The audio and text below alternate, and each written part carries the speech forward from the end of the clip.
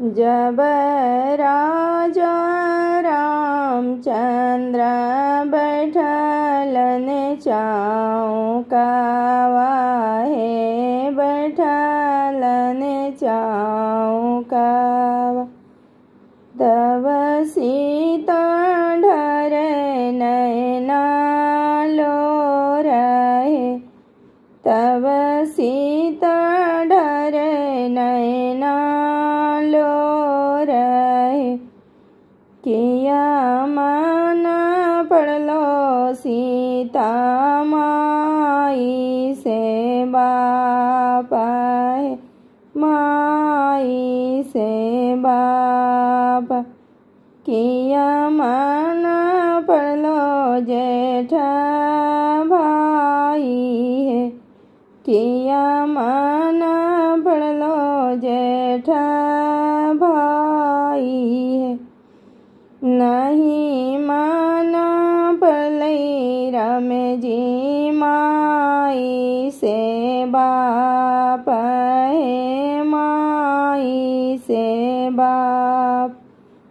नहीं माना पड़लई जेठा भाई है, नहीं माना पड़लई जेठा भाई है। नहीं राके दुख सुख कहलो न जा आहई है, कहलो न जा। निरधन माई बाप तेजलो न जा आहई है, तेजलो न जा। घेर ढारी के बेरवा भैया बीतला जा, घेर ढारी के बेरवा हो बीतला जा, बीतला जा। अभिलन भैया अलन मोर है, अभिलन भैया अलन मोर है। चौकावा बैठले सीता झर झर रोवेल, झर झर रोवे। भींजे पटोरवे न लो रहे, भींजे पटोरवे न लो रहे। जब राजा रामचंद्र बैठलन चौकावा हे बैठलन चौकावा। तब सीता रोवे झर झर है, तब सीता रोवे झर झर है।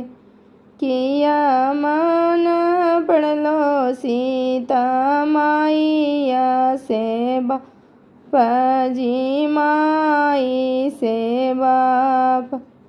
किया माना पड़लो जेठा भाई है, किया माना पड़लो जेठा भाई है। नहीं सोच पड़लई राम जी माई से बाप है, माई से बाप। नहीं माना पड़लई जेठा भाई है, नहीं माना पड़लई जेठा भाई।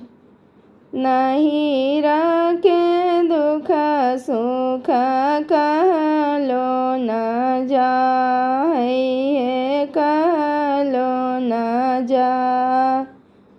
निरधन माई बाप तेजलो न जाई है, तेजलो न जा। घिउ ढारी के बिरवा है